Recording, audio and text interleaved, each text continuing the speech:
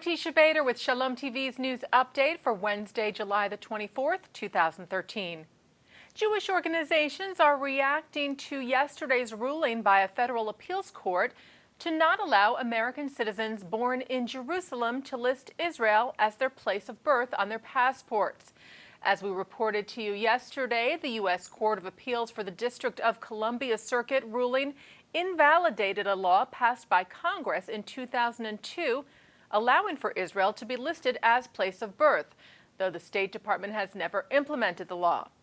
The Conference of Presidents of major American Jewish organizations today reacted. Chairman Robert Sugarman and Executive Vice Chairman Malcolm Hoenlein called the ruling disappointing and said, "We hope that the Supreme Court will reverse this policy that discriminates singularly against Israel and will afford those born in Jerusalem the same right accorded to those born elsewhere." The American Jewish Committee's General Counsel Mark Stearns said the ruling undermines the existing balance of power between the Congress and executive branch in foreign policy.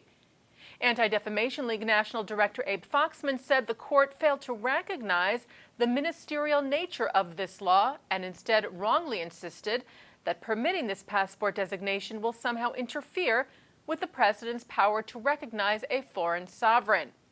The case that the appeals court ruled on yesterday was brought on behalf of 11-year-old Menachem Zivotofsky, who was born in Jerusalem in 2002. The ADL had filed a brief in the case on behalf of over a dozen Jewish organizations, including B'nai B'rith International, Hadassah, AIPAC, the National Council of Young Israel, the Union for Reform Judaism, Women's League for Conservative Judaism, and the Jewish Council for Public Affairs. The JCPA today urged President Obama to, quote, right the wrong of yesterday's ruling and allow U.S. citizens born in Jerusalem to list Israel on their passports. A Haaretz survey carried out a few days after U.S. Secretary of State John Kerry announced the resumption of peace talks between Israel and Palestinians shows that more than half of Israelis are likely to support Prime Minister Benjamin Netanyahu if he were to submit a peace agreement with the Palestinians to a public referendum.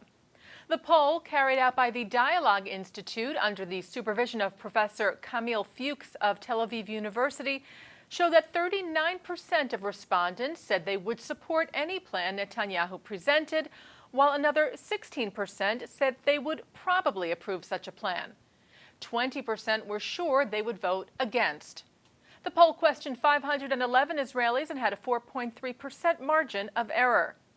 In 2010, Israel passed a law requiring a public referendum if the government wished to give up territory give territory up for a peace deal.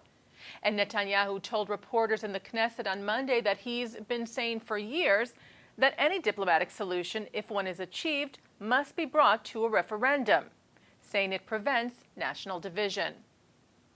Meanwhile, Netanyahu commented on the resumption of peace talks while hosting Japanese Foreign Minister Fumio Kishida in his Jerusalem office today. The Prime Minister said, "It is our desire to see peace exist between Israel and the Palestinians. I hope that we will see peace talks begin soon," adding that our team is ready. We were always ready.